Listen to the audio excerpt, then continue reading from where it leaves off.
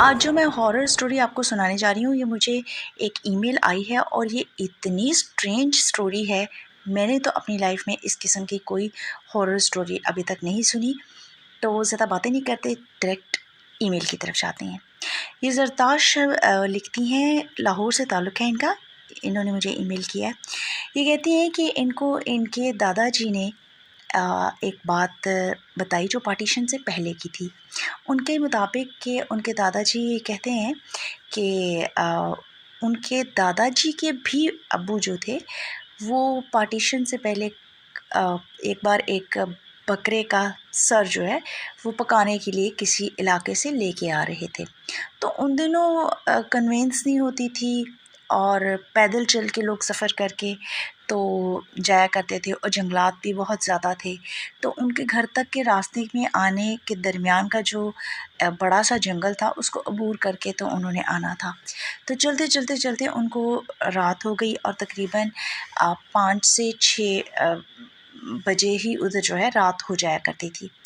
तो कहती हैं कि उनके यहाँ मतलब उस जिस एरिया से वो ताल्लुक़ रखते होंगे वहाँ पे ये कहा जाता था कि अगर आप बकरे का सर या किसी जानवर का सर लेके जाएं कहीं तो उसकी ज़ुबान के ऊपर जो है वो कांटा या कील या कोई सुई इस तरह से चुभा के तो फिर लेके जाएं।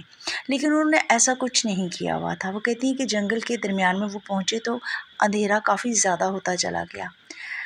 तो अचानक से वो जो बकरा था उसने पहले बोलना शुरू किया अपनी आवाज़ में, यानी कि मैं, और उसके बाद उसने ज़रताश के दादाजी के जो वालिद साहब थे उनका नाम लेना शुरू कर दिया। पहले तो उनको लगा कि शायद कोई जंगल में आस-पास है जो उनका नाम ले रहा है, तो उन्होंने इतनी तवज्जो नहीं की। लेकिन फिर उनको महसूस हुआ कि बकरे की आवाज़ भी, तो वो तो कई बार उन्होंने सोचा कि ज़िबा करते हैं तो विंड पाइप में आवाज़ कोई रह जाती है, बाद में भी आ जाए, ये वजह हो। लेकिन जब उसने नाम लिया और ज़रताश के दादा या परदादा कह लें उनका नाम लिया तो वो काफ़ी परेशान हो गए। तो उन्होंने उस सर को जो बकरे का था वो वहीं पे फेंका और आयतल कुर्सी पढ़ते हुए भागते चले गए और उन्होंने मुड़ के फिर देखा नहीं। तो जब घर जाके उन्होंने बात की तो फिर सब ने उनको कहा कि ये वजह है जिसकी वजह से कहा जाता है कि जब आप एक जगह से दूसरी जगह किसी जानवर का सर लेके जाएं तो उसकी क्योंकि कोई एंटिटी उनमें चल जा सकती है और बोल सकती है। तो ये इतनी स्ट्रेंज स्टोरी है जो मैंने तो अपनी ज़िंदगी में आज तक कभी किसी जानवर से रिलेटेड इस तरह की मैंने कोई कहानी नहीं सुनी। तो मुझे ईमेल बड़ी ये इंटरेस्टिंग लगी। ज़रताश सॉरी, मुझे पता नहीं है ये कि फ़ीमेल का नाम है कि मेल का नाम है। तो आप जो भी हैं, thank you so very much. और आप मेरी स्टोरी सुनते हैं तो उसका भी बहुत शुक्रिया। लेकिन आपने स्टोरी अपनी भेजी, इसका बहुत ज़्यादा शुक्रिया क्योंकि ये वाकई ही बहुत यूनिक स्टोरी। दूसरी ईमेल जो मुझे आई है ये रिमशा ने लिखी है। इनका ताल्लुक़ भी लाहौर से है। इनकी जो स्टोरी है ये मेरे साथ इस तरह का एक छोटा सा वाक़या हुआ है, सो मुझे स्ट्रेंज भी लगा और मज़ा भी आया इनकी ईमेल पढ़ के। अच्छा, मैं ईमेल्स जो पढ़ती हूँ मैं अपने वर्ड्स में नरेट करती हूँ क्योंकि मुझे ऐसा ही अच्छा लगता है। अतिया लिखती है कि ये छोटी सी थी, तकरीबन 8 साल की। तो इनके वालिद साहब काम के सिलसिले में सऊदी अरब चले गए। तो ये अपनी वालिदा के साथ घर पे इन्होंने एक रेंटेड हाउस लिया हुआ था। उन्होंने तफ़सील नहीं बताई कि किस जगह पे लाहौर में कहाँ सिचुएटेड है, लेकिन बस उन्होंने यही लिखा था कि रेंटेड हाउस उन्होंने एक लिया हुआ था, तो जहाँ पे फिर ये अकेली रहने लगी। तो ये वालदा थी इनकी और ये थी और घर में कोई मुलाज़मा आती थी, काम करके चली जाती थी। तो ये कहती हैं कि मुझे ना अक्सर मिरर के ऊपर छोटे-छोटे से ना जैसे थोड़ी-सी डस्ट आ जाती है शीशे के ऊपर, तो किसी छोटे से बच्चे के ना हाथ का प्रिंट नज़र आता था। तो मैं अक्सर अपनी मम्मा से कहा करती थी कि ये देखें ये किसका प्रिंट है, तो वो समझती थी कि शायद मेरे हाथ का हो। तो कहती लेकिन मुझे तो पता था कि मेरा नहीं है। तो मैं अक्सर उनसे कहती थी कि मम्मा देखें यहाँ पे क्या कोई और भी बेबी है, कोई और भी बेबी आता है, कैसे ये हाथ का प्रिंट है। तो वो इग्नोर कर देती थी उसकी बात को।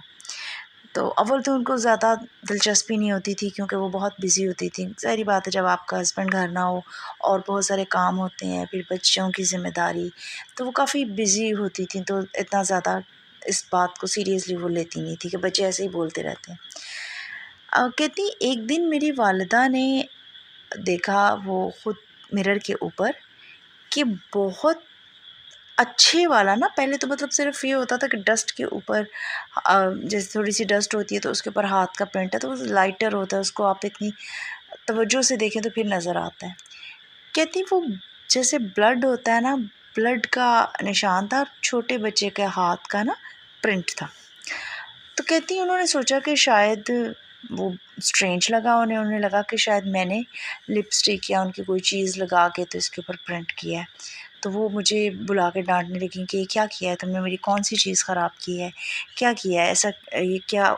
तो मैंने बोला कि मम्मा मैंने नहीं किया, ये तो आपको मैं कब से कहती हूँ कि यहाँ पे कोई और एक बेबी आता है शायद जो इस तरह से यहाँ पे ना प्रिंट्स छोड़ के जाता है मिरर के ऊपर। तो वो कहती वो उन्होंने मुझे पहले चेक किया उन्होंने टिश्यू से थोड़ा सा, तो लिपस्टिक नहीं थी, ब्लड का प्रिंट था। तो वो परेशान हो गई। कहती उन्होंने मुझे अच्छे से मेरे हाथ वगैरह चेक किए, बॉडी पे चेक किया कि कहीं कोई चोट वगैरह तो नहीं लगी, लेकिन ऐसा कुछ भी नहीं था। फिर उनको ख़्याल आया, उन्होंने कहती कि मेरा हाथ जो है वो और उस प्रिंट के साइज़ को जब मैच किया तो वो प्रिंट का साइज़ मैच नहीं करता था। वो हाथ का साइज़ छोटा था और ये बच्ची का जो साइज़ था ये बड़ा था। तो ये मेरे साथ इस तरह हुआ कि मैं आपको बताऊं कि मेरी नीज़ छोटी थी, तो वो अक्सर मेरे पास आ जाया करती थी बिफ़ोर गेटिंग मैरिड। मैं जब उसके उधर रहती थी अपने पेरेंटल हाउस में, तो वो अक्सर मेरे पास ही रहती थी और मेरे पास खेलती थी, तो मेरे पास ही होती थी। तो मुझे अक्सर ना अपने मिरर के ऊपर ऐसे हाथों के निशान नज़र आते थे, तो मैं यही समझती थी कि इसने हाथ का निशान लगाया। उसने मुझे कभी नहीं बोला। 1-2 बार मैंने उससे पूछा, मैंने कहा ये आपके हाथ का प्रिंट है? तो उसने गौर से देखा, कहती नहीं। वो थोड़ी बड़ी हो गई थी तब, मतलब इतनी समझदार थी कि, और ऊपर से वो भी मेरी तरह हॉरर स्टोरीज़ में इंटरेस्ट लेती है। तो कहती कि नहीं मेरे हाथ का प्रिंट नहीं है, आप देखें ये मेरे हैंड का प्रिंट नहीं है, डिफरेंट है। और वो भी छोटे हाथ का प्रिंट था। तो ये एक बात, क्योंकि मेरे साथ भी इस तरह का छोटा सा, इतना सीरियसली मैंने नहीं लिया था इस बात को। तो जब मैंने ये ईमेल पढ़ा तो मुझे बहुत सिमिलैरिटी महसूस हुई। तो थैंक यू वेरी मच आपके भी ईमेल का, और आपकी भी स्टोरी बहुत इंटरेस्टिंग और ज़रा मुख्तलिफ सी थी। मुझे बहुत सारी ईमेल्स आई हुई हैं लेकिन मैं पढ़ नहीं पाती हूँ, तो मुझे लगता है काफ़ी स्टफ़ अब हमारे पास इकट्ठा हो चुका है, हम बहुत सारे अच्छे एपिसोड्स बना सकते। ये अगली जो ईमेल है ये मुझे अहमद साहब ने भेजी है मानसहरा से। अहमद साहब, आपने मुझे एक ही ईमेल, एक ही स्टोरी 13 बार भेजी है। जज़्बात कंट्रोल में आप अगर एक ही स्टोरी 13 बार भेजेंगे तब भी वही बात है, और एक बार भेजेंगे तब भी वही बात है। अगर आप मुझे 13 अलग-अलग स्टोरियाँ भेजेंगे तो मैं आपको ज़्यादा एप्रिशिएट करूँगी। आपका वह वाक़या बहुत इंटरेस्टिंग, अजीब और अलग सा है, इसलिए मैं इसको सुनाना तो ज़रूर पसंद करूँगी। मैं जब भी पढ़ती मैं आपका ईमेल ज़रूर नरेट करती। तो आपकी स्टोरी ये है जनाब की कि ये कहते हैं कि जी मैं छोटा सा था, तो हम अपने दादा अब्बू के घर में रहने के लिए चले गए, शिफ्ट हो गए, किसी और इलाके में रहते थे, तो दादा अब्बू के घर उनके साथ रहने के लिए चले गए, पेरेंट्स के साथ, फैमिली के साथ। तो वहाँ पे वो कहते हैं कि मैं गया तो वहाँ पे एक बहुत खूबसूरत दरख्त था, बहुत बड़ा सारा, आंगन में लगा हुआ जामुन का पेड़ था। तो कहता मैं जिस दिन वहाँ पे गया हूँ उसी दिन से ही एग्जैक्ट रात के 12 बजे, मतलब जब बिल्कुल अंधेरा और सब सो रहे होते, तो मेरी आँख खुलती और मेरा दिल चाहता कि मैं जाके जामुन के पेड़ के साथ हग करूं। और कहता मैं ऐसे ही करता था, जाके जामुन के पेड़ के साथ मैंने चिपक जाना, जैसे गले लगाते हैं ऐसे हो जाना। तो कहता 2-3-4 बार मेरे पेरेंट्स ने मुझे ऑब्ज़र्व किया। तो पहले उन्होंने सोचा शायद वैसे ही बाय द वे बात है। फिर उन्होंने इस बात को सीरियसली लेना शुरू किया, तो फिर उन्होंने आयतल कुर्सियाँ वगैरह भी पढ़ी, लेकिन वो मुसलसल बस यही उसको एक छोटा-सा प्रॉब्लम था, कुछ नज़र नहीं आता था, कुछ नहीं। उस दरख्त की तरफ बहुत ज़्यादा अट्रैक्शन फ़ील करते थे वो, और रात को एग्ज़ैक्ट 12 बजे वो जाके, मतलब लेट नाइट 12 बजे अंधेरा जब सब सो गए हैं, तो जाके वो दरख्त को, सोया हुआ उठ के बच्चा जो है वो चल के जाके तो दरख्त को जप्फी कर लेता था। तो कहते हैं कि हम 3 से 4 साल दादा अबू के साथ उस घर में रहे हैं, मतलब अपने दादा दादी के साथ। तो कहता है रोज़ मैं यही करता था। फिर उसके बाद वो कहते हैं कि काम के सिलसिले में और उनके फादर जो हैं वो कहीं और शिफ्ट हो गए किसी और सिटी में। तो कहते हैं फिर भी मुझे कभी कभी ना मतलब ख्वाब वगैरह में वो दरख्त आता है।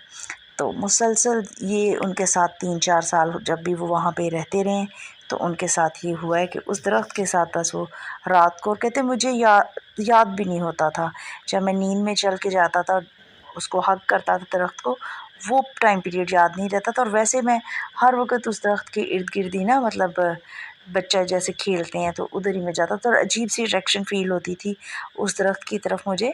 और अब जब मैं बड़ा हो गया हूँ तो अब मुझे वो बड़ा अजीब लगता है कि मुझे बड़ी अजीब-अजीब फीलिंग्स होती थी। ऐसा लगता था जैसे कोई बुला रहा है, और मैं उस तरफ जाता था। तो ईमेल बहुत इंटरेस्टिंग है। वंस अगेन एक ईमेल इको वारी और मुझे भेजते रहिएगा ईमेल्स। अगर और भी कोई आपके साथ वाक़या हुआ है तो मुझे भेजिएगा। Thank you so very much. और सॉरी, थोड़ा-सा मैंने आपसे मज़ाक किया, तो माज़रत।